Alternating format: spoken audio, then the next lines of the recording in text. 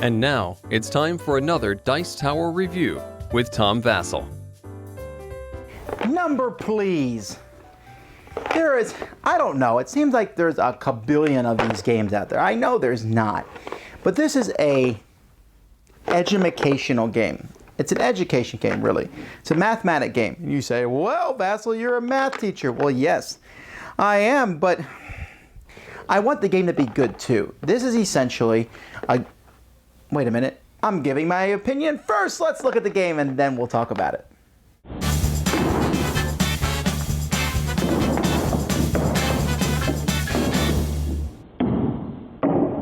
There are 6 different games included in here. I'm going to talk about a couple of them. We'll talk about the Number Please one first. For Number Please, you have some dice here, and let's take a closer look at these dice. Here you have your typical 12-sided die.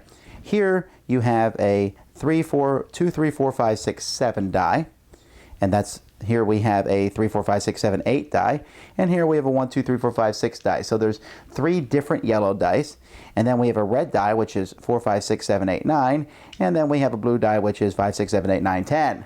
Okay? So if anything else, I have to say, man, I wish I could figure out a way to use these dice in other games, you know? But this is the way the game works. You're going to roll the die. Okay, and everyone's going to look at them.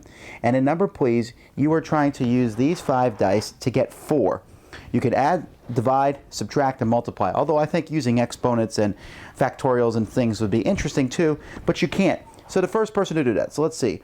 I'll say 6 plus 7, or 6 minus 7 is -1. -1 minus 2 is -3. -3 plus 5 is 2. Okay, that doesn't work either. So I'm trying to do this as fast as I can in my head, everyone else. Okay, 7 minus 6 plus 5 minus 4 plus 2 is 4. So 1 plus 1 plus 2 is 4. And the first person to do that is the winner.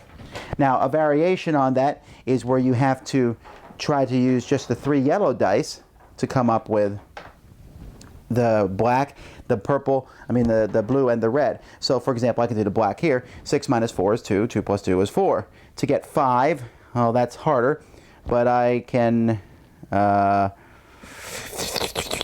don't think I can do it. Maybe you guys can and show me up.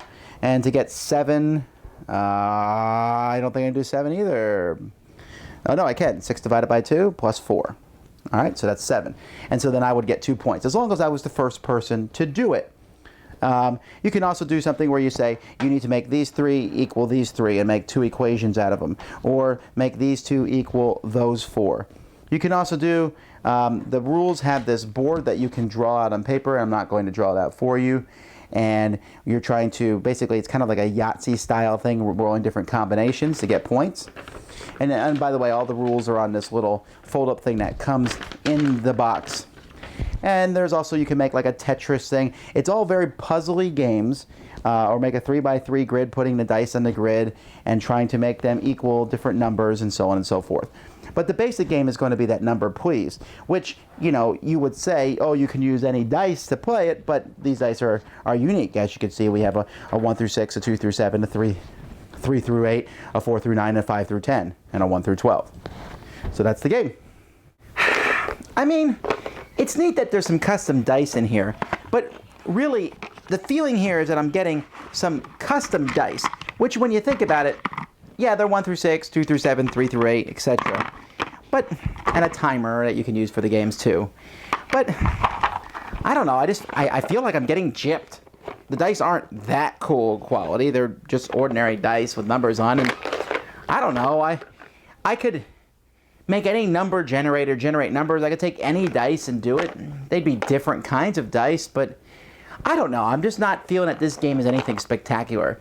As a math teacher, maybe I would use it, but again, this is one of those games where whoever's the smartest player is going to win, because they're going to instantly, you're going to play with some people and they're going to instantly figure these out. No, I'm just not a fan of this. It seems like a good idea, but I just don't see the point of it. It might be a neat exercise for me, where I roll dice and say, oh, let me see what I can figure out. But as a game, no.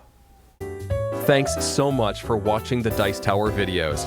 Find more great videos and reviews, as well as our top-rated audio podcast at Dicetower.com. You can also find the latest board game news at Dicetowernews.com. I'm Eric Summerer, and you've been watching The Dice Tower. The Dice Tower is sponsored by Fun Again Games, the world's best game source. Fun Again Games has over 5,000 games available. Check them out at funagain.com.